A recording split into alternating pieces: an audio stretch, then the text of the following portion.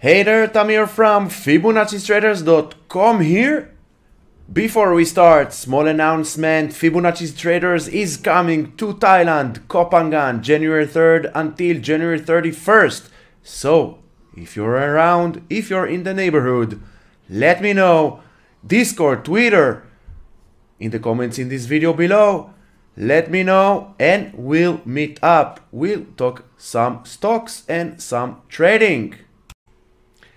In today's video, I want to share my trading experience, what trading is all about, some of its complexities, and how your approach should be when trading.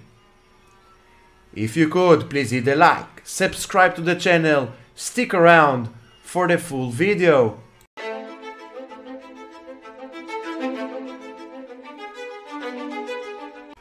Most new traders start with indicators. That's the first step in trading. In my first 2 years in trading, price action didn't matter to me because I was relying on a random sets of lagging indicators to make decisions for me. The truth is, I was being lazy, hoping that I'd stumble across some magical combination of indicators that would make me wealthy. Embrace this. There is no holy grail. I was just making decisions because of a few dots and lines that said it was time to buy or sell. But to rely 100% on those indicators without first learning how to read price action is a major mistake. Technical indicators are all lagging, so they cannot be relied upon on their own. Now, I'm not saying all indicators are bad, or that traders who use them are wrong to do so. There is no wrong or right in trading.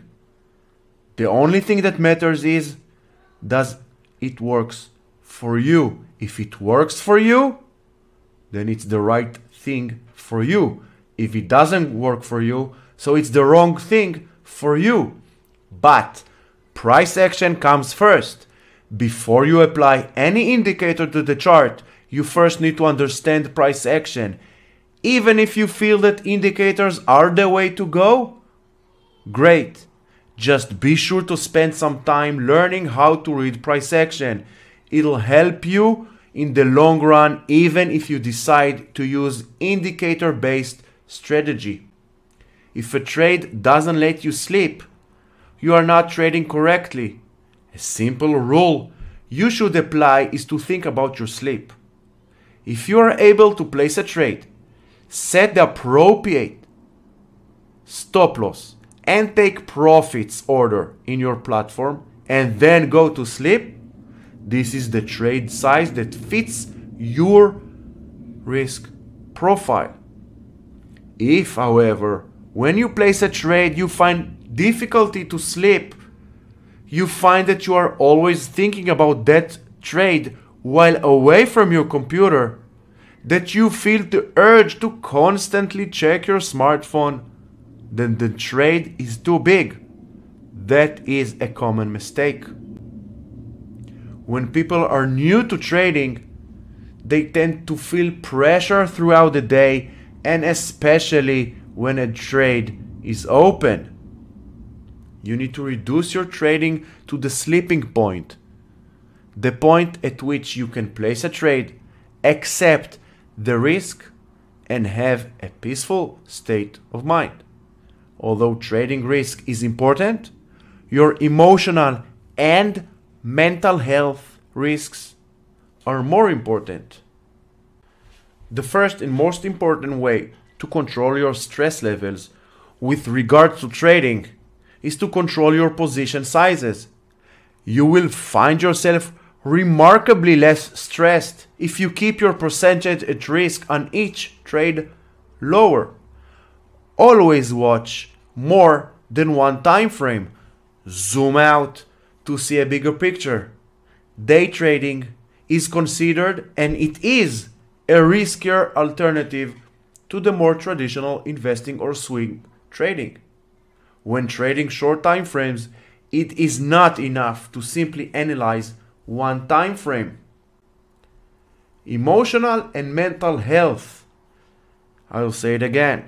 The first and most important way to control stress levels with regards to trading is to control your position sizes.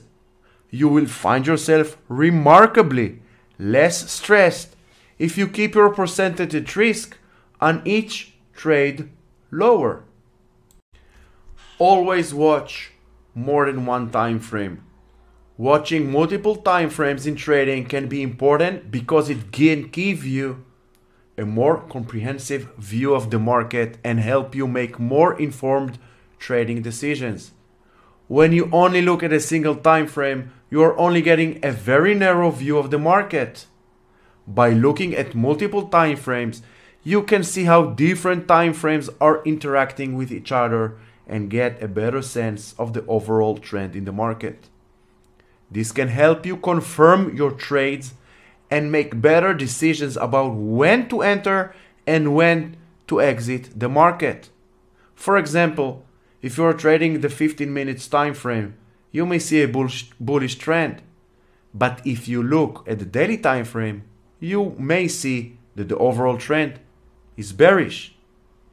In this case, you may want to be more cautious about entering a long position even if the 15 minutes time frame looks attractive. Another benefit of watching multiple time frames is that it can help you identify potential support and resistance levels. For example, if you see that a certain price level is acting as a resistance on the daily time frame, but as support on the 4-hour time frame, it can be a good indication that the price is likely to bounce at that level. Sometimes there is very little time to catch the perfect moment to enter, and if you are late, even a little bit, you won't be able to take advantage of the price movement. If you see a good trade on the 15-minute chart, see how it looks on the hourly chart and the daily too. Zoom out to see the bigger picture. Sometimes an opportunity may be less obvious on a smaller chart time frame and more obvious if you zoom out and look at the bigger picture and vice versa. Sometimes a move on a 15-minute chart can look very scary. But when you step back, it's very minor when viewed on the daily time frame. When day trading, emotions will come from market noises coming your way, whether market are in uptrend or in a downtrend. You will witness a lot of noise, and noise can impact your trading strategy and decisions. So you must filter it to keep your emotions under control. The lesson is always give your trades enough time to come good. If you often engage in emotional exits, you will only destroy your confidence and eat into your profits. This doesn't mean you can change your mind when new information come in. Trader personality profile breakdown. You need to choose one from each from the below. Choose one time frame. Position. Stay in trade anywhere from a few weeks to few years. Swing. Stay in trades anywhere from a couple of days, few weeks. Day trading. Stay in trades anywhere from few seconds to 1 day. Chart type. Counter trend. Looking for a point on the chart where price changes direction. Trend trader. Looking to trade with the trend. Choose your risk level. High means risking more than 2% of your total portfolio. Medium, risking between 1 and 2%. Low, risking less than 1% on each and every trade. Understand what time frame works for you. Understand what chart type works for you. Understand your risk level. Big reason that most traders fail, they don't match the time frame, the chart type, and the risk level to their own personality and lifestyle. In trading, you don't need to trade. If the market is quiet or behaving strangely, just wait out. Sit on hands. If you find yourself jumping into low conviction trades because you can't find anything better, most likely reason is that you need to do more work, spend less time looking at the charts, and more time researching, reading, backtesting, and analyzing. If you take more trades than your strategy dictates, that's a warning sign. This is often a result of boredom or lack of discipline. Since these trades occur outside of your trading plan, they are less likely to perform well. A new opportunity always comes along.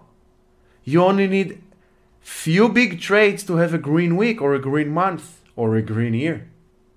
Learn to plan and structure every trade so that you know what to do in any scenario. You need to make a specific plan regarding when will you enter and when will you exit a trade. Decide which signals will be your green light to enter. Consider what you'll do if a trade starts going against you. What's your stop loss? When will you get out if things don't go your way? How much of your portfolio should you risk on any given trade? What will you do if the market doesn't move and you're stuck in a trade? What will you do when you are in profit? You need a plan and structure every trade so that you know what to do in any given scenario. More hours doesn't mean more profit. Sitting in front of a screen for many hours can lead to diminishing returns and burnout. Sitting in front of a computer screen all day watching price action might sound like fun, but I have found it can also be a detriment to my performance. There is no other job in the world that will take money from you by trading your time. You can make thousands of dollars in a few seconds, but you can also trade for 6.5 or 7 hours and lose a lot of your capital. The market doesn't care how much time you are trading for. Trading is often chaotic and full of stress. It's so easy to lose your ability to concentrate. You can be highly motivated to day trade or trade in general and have a decent strategy, but if you lack concentration, you'll have big problems. When trading, it's essential that you learn to concentrate while executing a trade. Remember that concentration takes psychological energy, and your energy has its limits. Trading is not something that you should be taking lightly. Don't quit your job to become a full-time trader. You can't simply walk out of your day job to trading. There are many traders that are successful and have full-time jobs.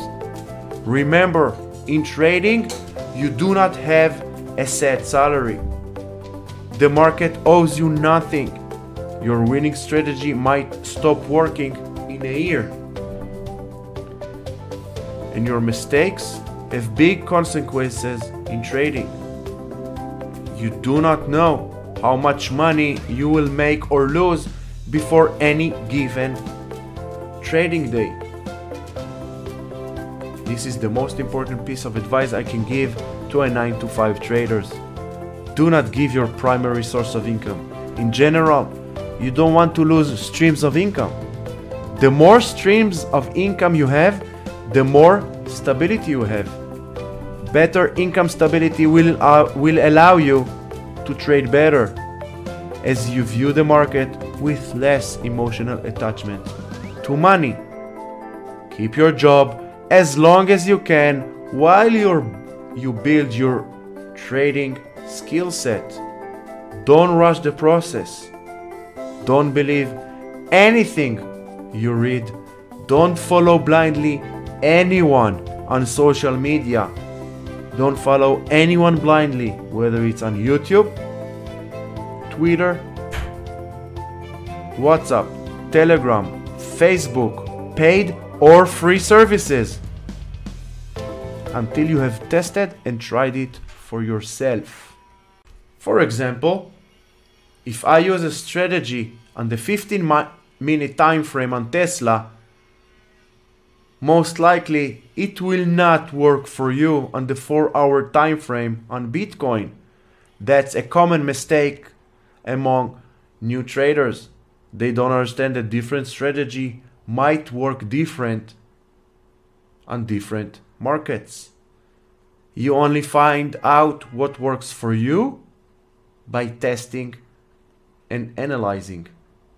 Backtesting is underrated weapon in trading. Many traders find it to be boring, difficult, and even pointless.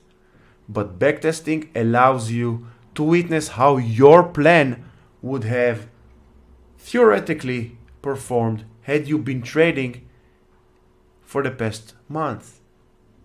With this information, you can objectively confirm whether or not your trading plan will make you money. Backtesting is like a mirror to reality. It's not 100%, but it's one of the best tools that we have to test our strategy without losing money. You might have the best trading idea, but if you backtest it over the past few months and it's not profitable, chances are that this strategy isn't going to suddenly start working now. Likewise, if you've come up with a clever idea that you think probably doesn't work, you may be surprised to discover through backtesting that in fact it's working.